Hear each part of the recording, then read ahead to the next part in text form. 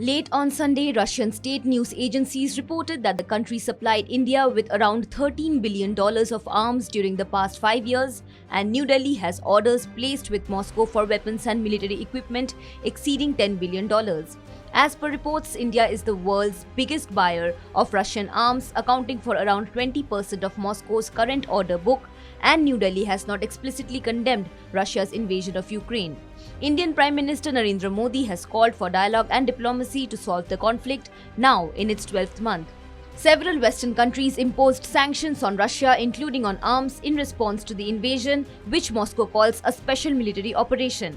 Agencies reported that according to the head of Russia's Federal Service for Military Technical Cooperation, Dmitry Shugayev, India, China and some Southeast Asian countries have maintained their interest in buying Russian arms.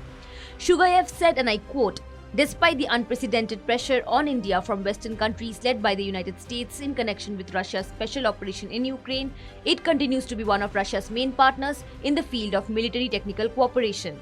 Reports suggested that annual arms exports were about $14 to $15 billion and the order book has remained steady at around $50 billion.